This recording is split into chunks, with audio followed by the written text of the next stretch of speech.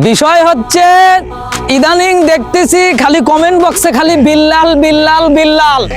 আরে দাদারা মাথা মুইতে নষ্ট করে দিও না, বোঝো নাই? আর এত উড়ো না।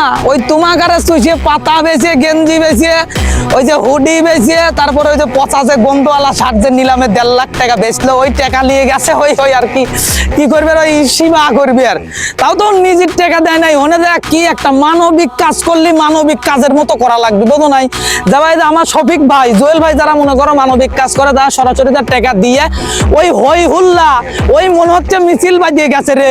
ওই মনে হচ্ছে কি ফেসবুকে ঢুকলি মাথা মুইতে একবার নষ্ট হয়ে যাচ্ছে। একটা আবল তাবল ব্যাপার। কি যে কব দাদারা, মানবিক কাজ করলি মানবিক কাজ করার মতো করা লাগবি। যায়া টাকা পয়সা দিবি, একটু দোয়া টোয়া লিবি, সবকিছু ক্লোজ।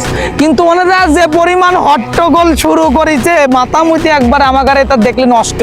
আর সব থেকে বড় কথা হচ্ছে, ওকে নিজের টাকা দিচ্ছে, ওর টাকা যদি শেষ হয়ে যায়, এটা ওর একটা ধান্দা, বোঝো না এই ব্যাপারটা?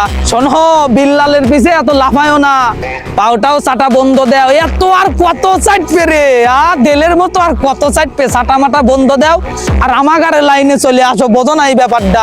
আমরা আবার প্লেন স্টিল দ্বারা থাকি, বোঝো নাই? কোন রকম কোনো পেরেশানি থাকে না বাজান। আছি আছি আমরাই।